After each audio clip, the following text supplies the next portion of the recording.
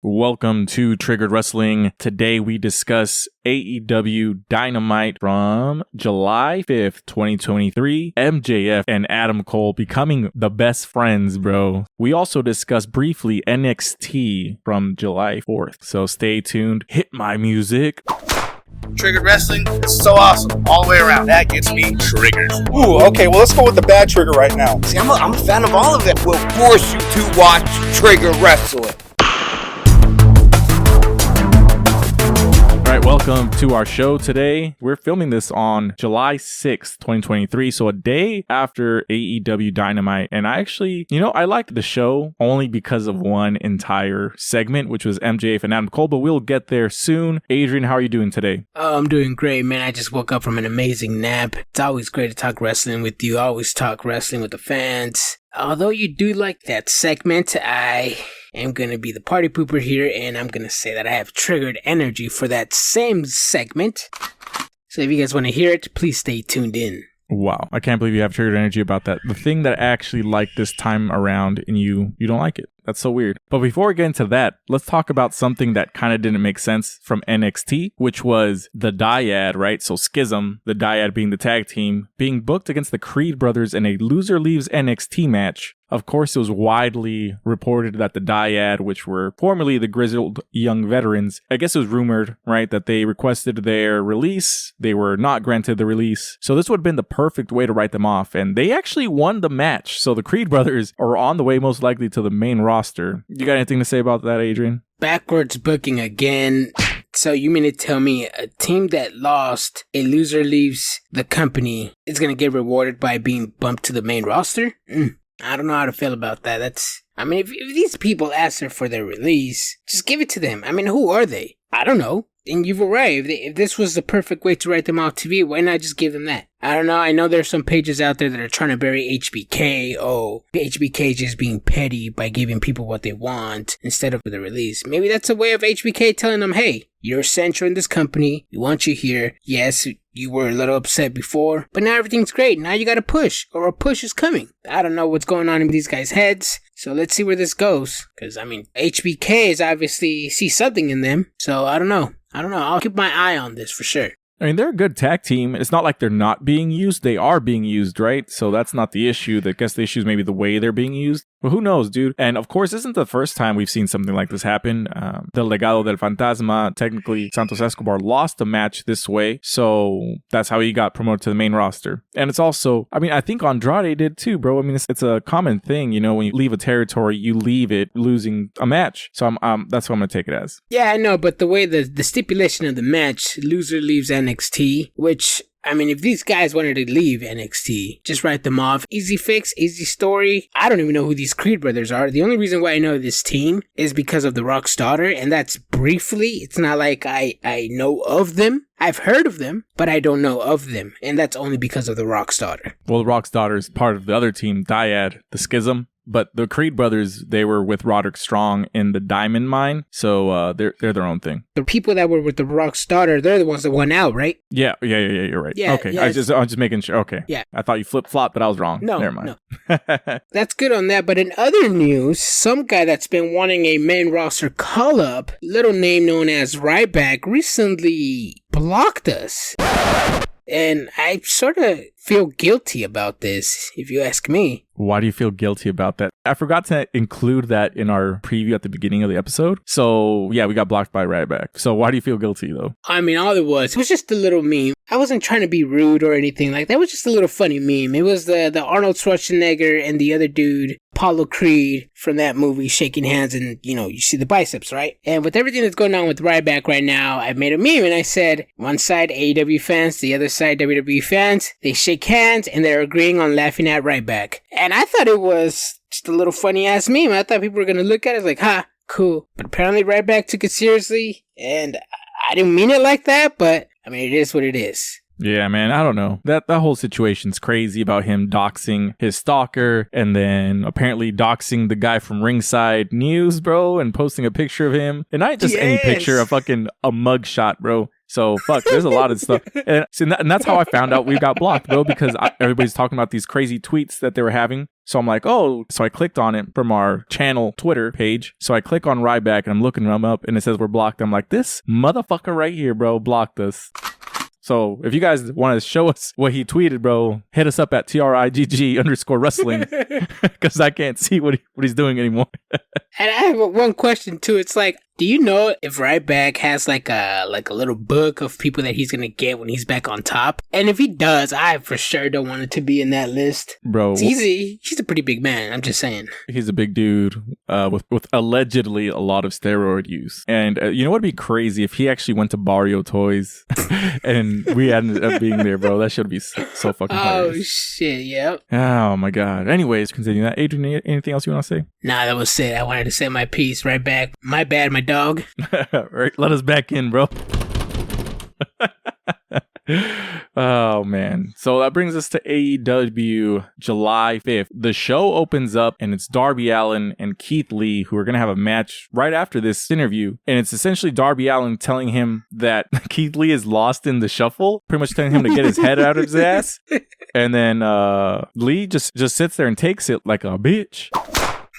And then he goes, oh, that's stupid, but ballsy, which is fair. And he fucking just like smiles about it. Like, you got just treated like a little bitch by this guy who's half your size. Yup.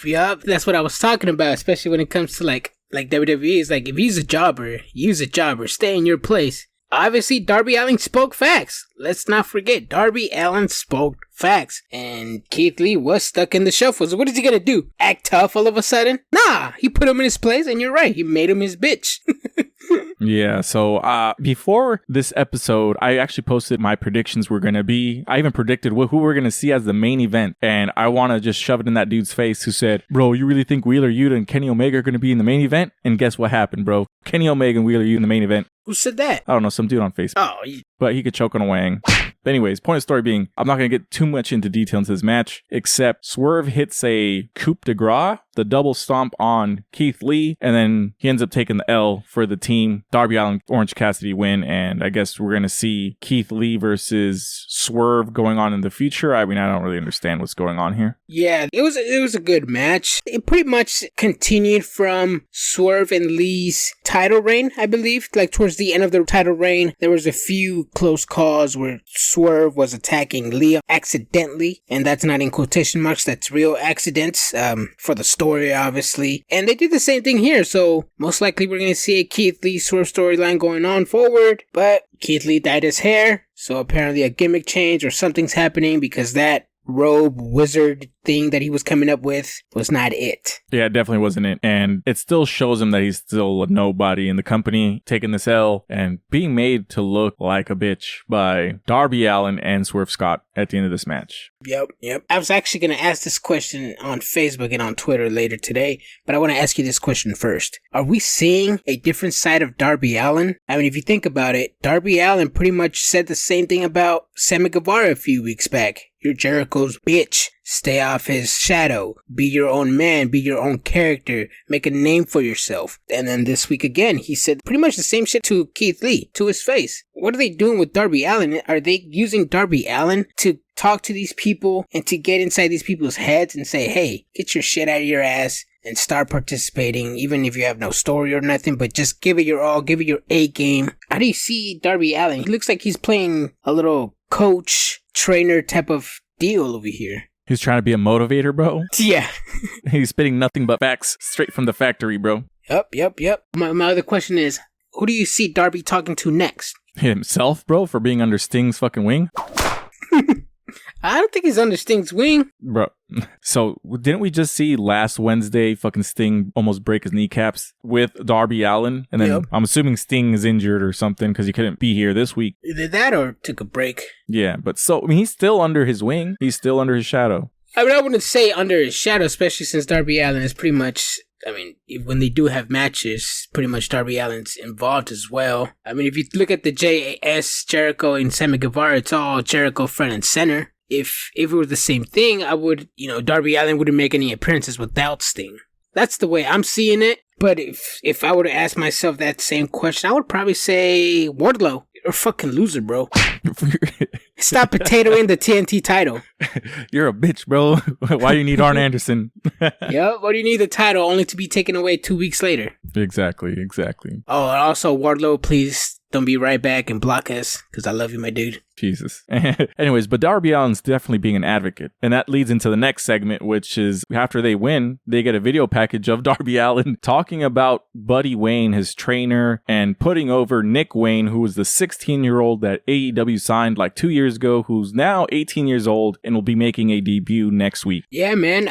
There's some people, I asked that question online, and then some people are excited. Some people don't know who Nick Wayne is, but they'll give it a look. I almost got the chance to see Nick Wayne here at the Colonial Theater here in Sacramento, California. He wrestled none other than Sacramento's own Titus Alexander. Oh man, I was so pissed off that I couldn't get tickets on time. But hopefully the kid can deliver, because I haven't seen a single match. I've only seen highlights of him on YouTube. But for the people who don't know who Nick Wayne is, please do the research on him before you watch Dynamite next week, or just wait until Dynamite and be surprised. I don't know. Like I said, I can't tell you guys about this kid because I don't know enough. So see the match, make your own thoughts, your own predictions, whatever, your own 2 cents, and please add us. Let us know if you like them, you don't. Right after this, we see Tony Schiavone waiting backstage for Jungle Boy Jack Perry to arrive. Jack Perry, I'm going to start calling him just Jack Perry. Yup. He pulls up and Hook beats him up and he goes hiding off in his car. So I still don't like where this is going. There is a storyline here. I got to give that props, but it's just going to either make Hook look bad or Jack Perry look even worse than he already was. Yeah, same. Right behind you on this one too. Last week I said to me it looks like a 5. I'll bring my 2 cents next episode. And so far,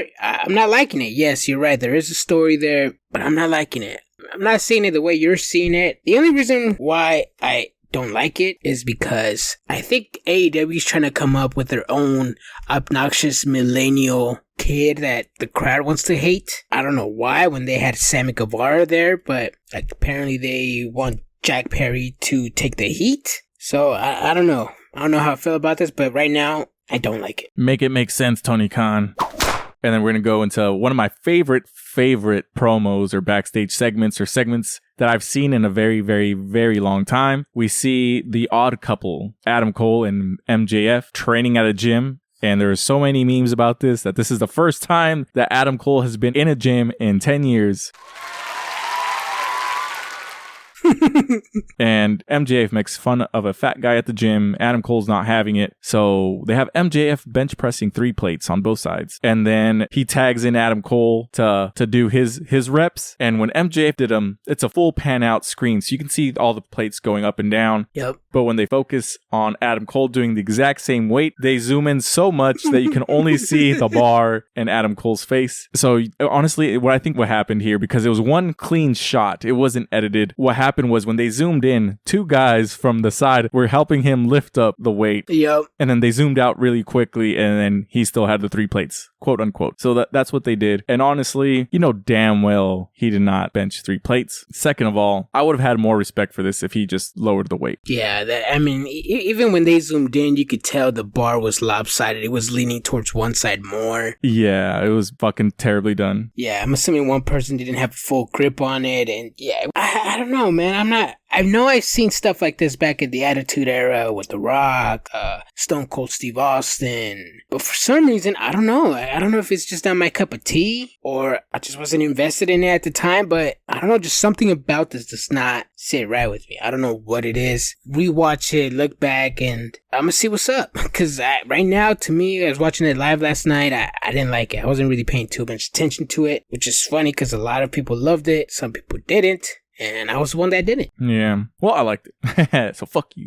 All right. So coming back from commercial, we have the Acclaimed beat on the randomest trio here, the Bollywood Boys and Blade. So the Acclaimed take the win here, and then at the end of the match they are interrupted by QTV. So I'm assuming it's going to be Johnny Mundo, Johnny Television, and Aaron Solo and QT Marshall. So it's going to be them 3 versus the Acclaimed, probably next week. I could be wrong. What do you think, Adrian? Probably it might leak over to Rampage just to get some viewers over there, but yes, we might see it next week, or we might see another build-up, tune-up match next week. and potentially brew this feud. But I like it. I like the Acclaim. I like Daddy Ass. I like QT Marshall, Johnny Mundo, Johnny Television. Solo's my guy. Every time he comes to the barrio, at Barrio Tours, I'm always there, shaking his hand, taking a picture with them. I love these 6 men. I pause.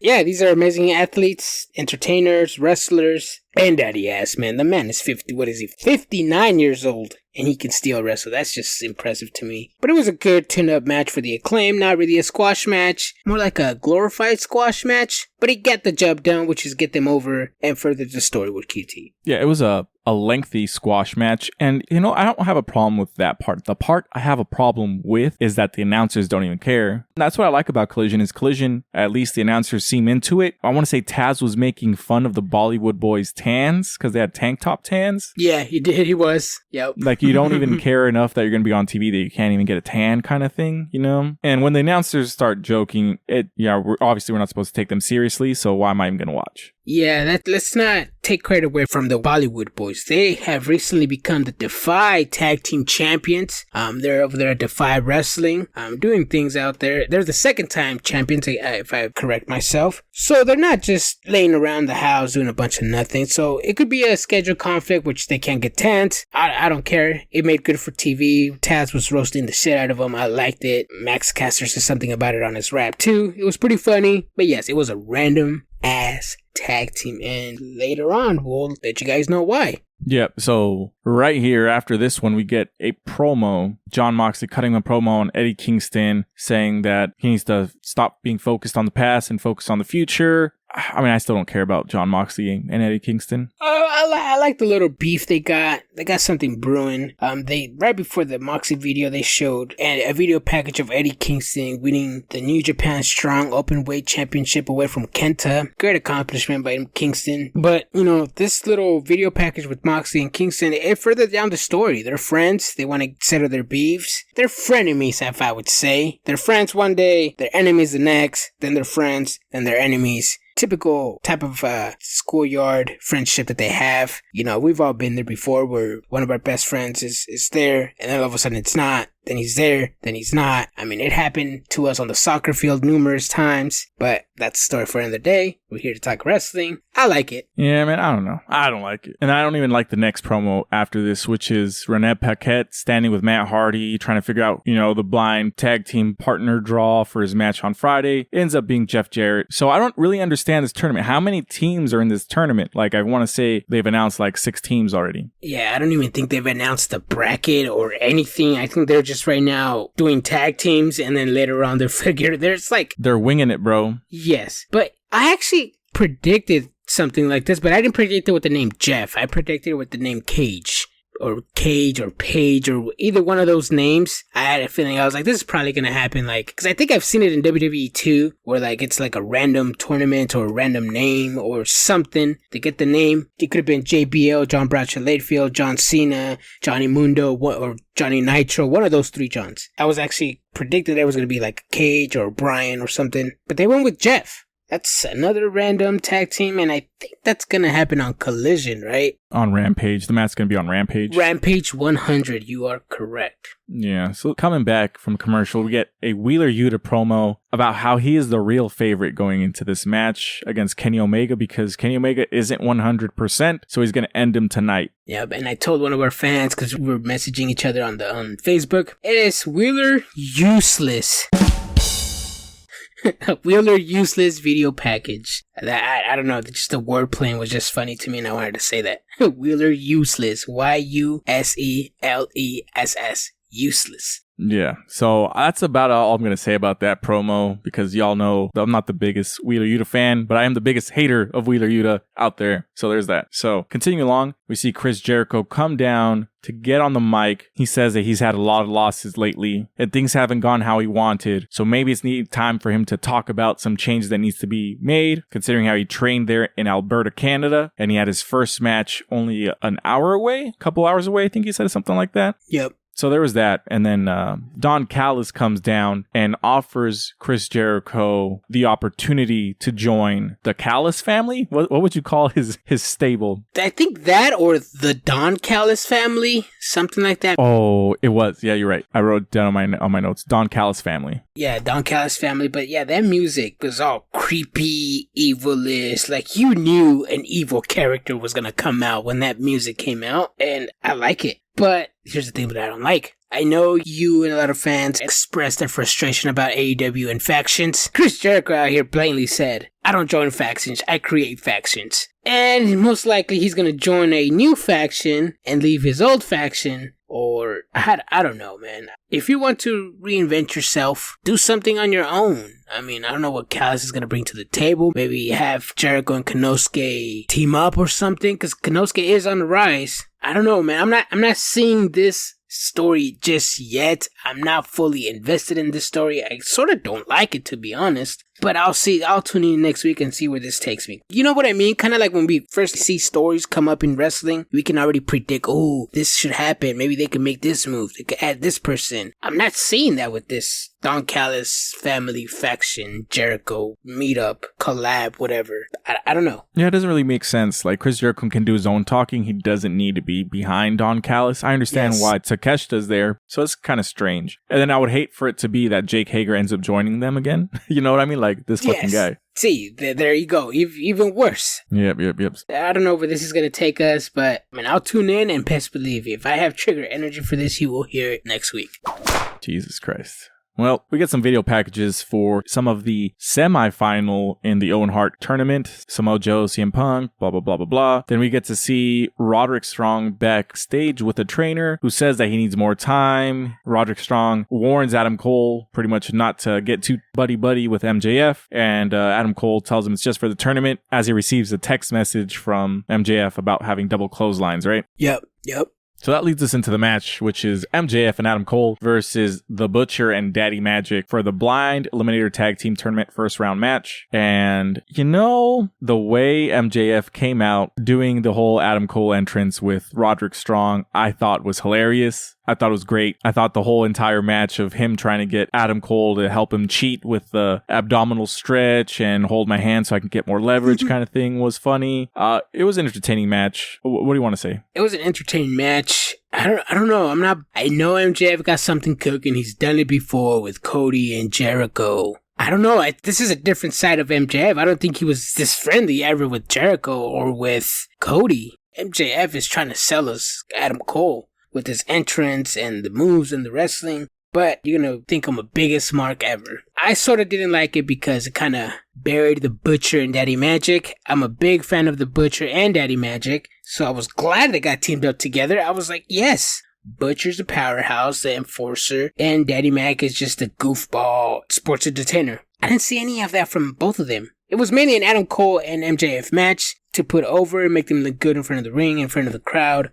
I don't know. I think it was just too gimmicky for me. I would say too much of a WWE style for me. But I'm a big Butcher fan and Daddy Magic. I think most of my frustration is towards that instead of Adam Cole and MJF. Maybe with different opponents, I would have liked it, but who knows? Now I'm asking myself, is Adam Cole waiting for Kyle O'Reilly to be back to turn on MJF? Or is MJF one step ahead and gonna turn on Adam Cole? Who knows, man? This story doesn't really make sense now. Like, I honestly feel like Adam Cole is eventually going to be friends with MJF, and then MJF's going to turn on him. That's the only way I see this going. Yeah, we've seen stories like this before, and they mainly turn out like that. So I'm like, MJF, I understand you're trying to put Adam Cole over, but being too friendly with him, I don't think that's it. To be fair, he is doing an excellent job of getting Adam Cole over. He's doing a better job of getting Adam Cole over than Adam Cole is doing at getting himself over.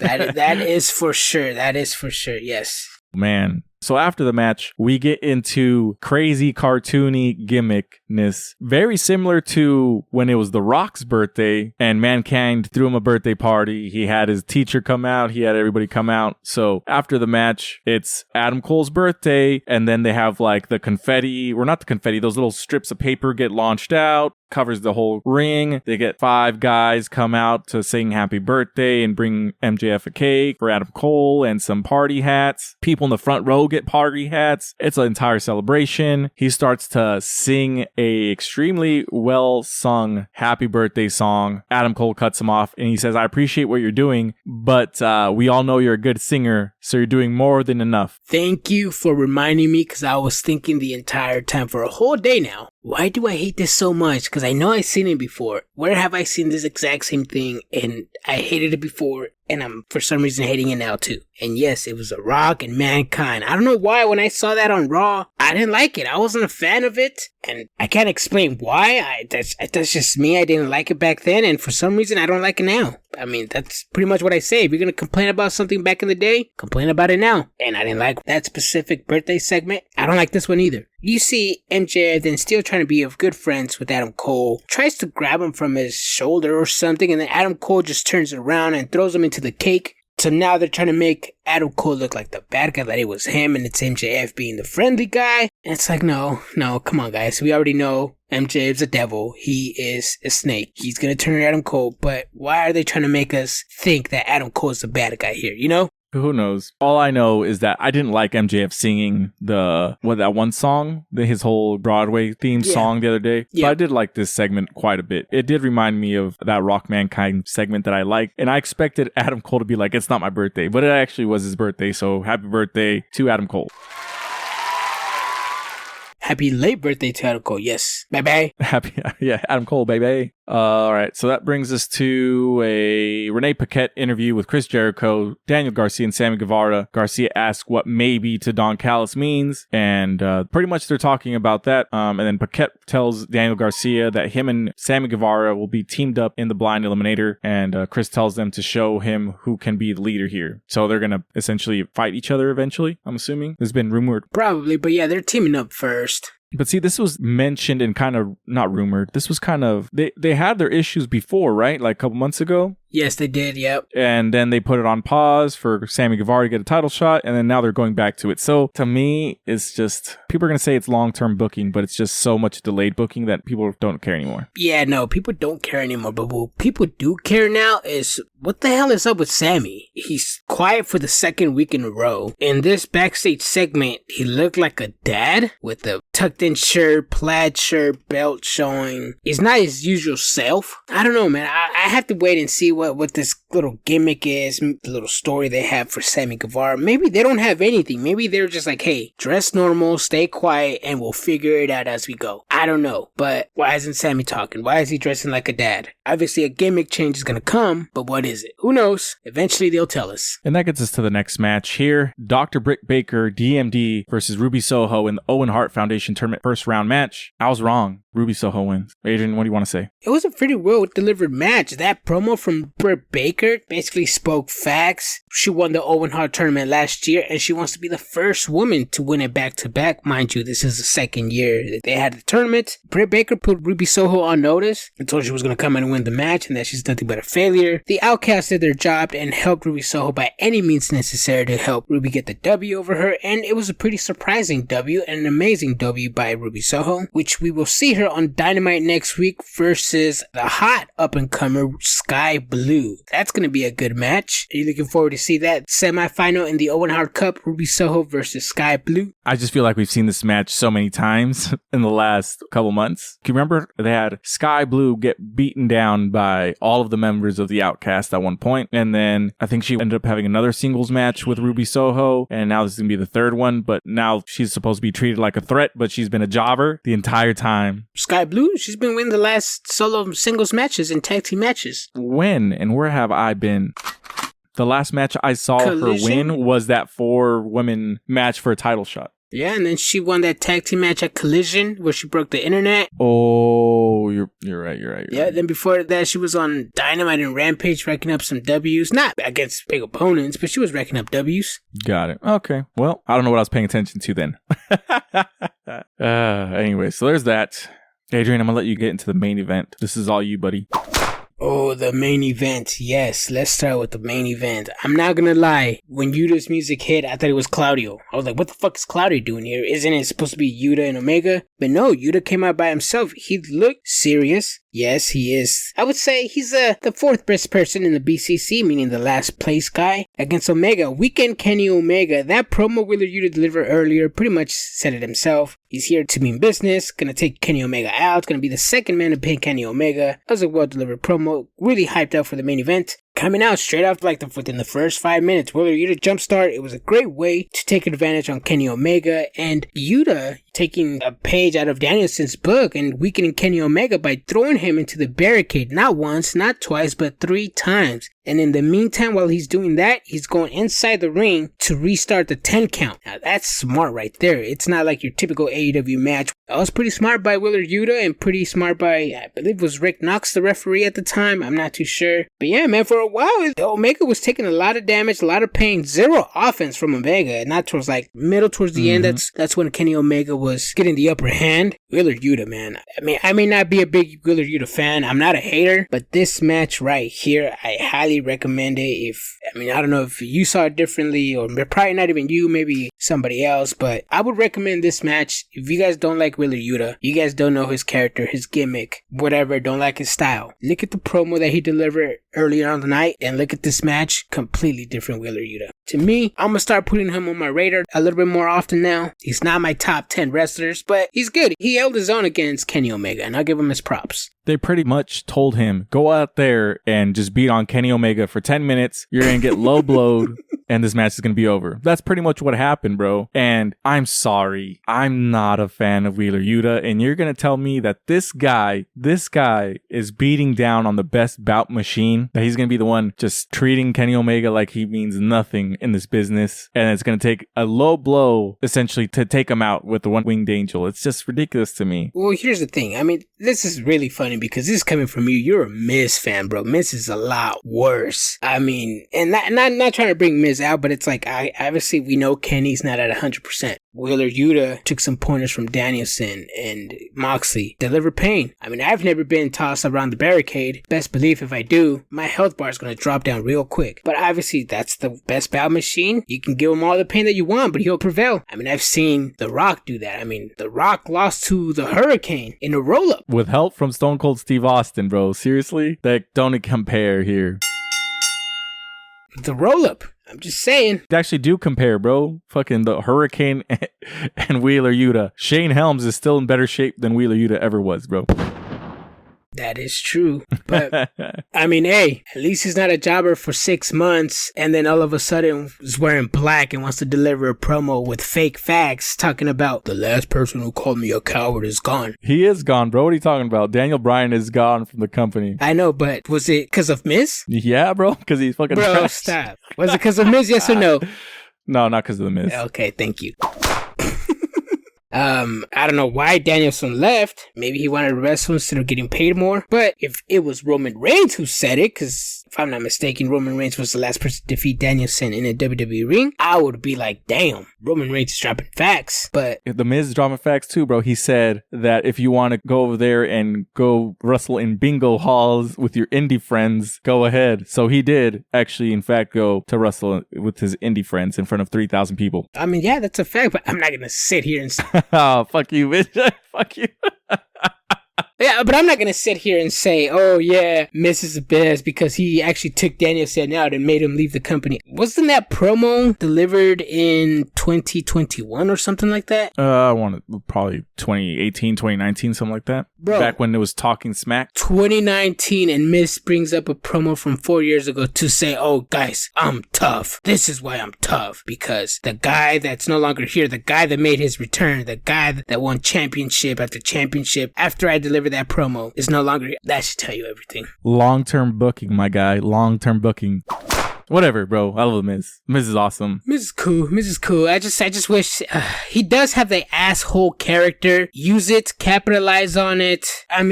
I don't know what you see in Miz, but I do hate that every person that comes in the company comes in, beats up Miz, and gets lost in the shuffle. Look at Ciampa. He just returned 2 weeks ago, and he's nowhere to be seen. Dexter Loomis. He's going to be there on Monday in a no disqualification match with Miz. So, 2 weeks off and then back on TV? It's 2 weeks less than AEW when they do their shit. It's true, but here's the thing, though.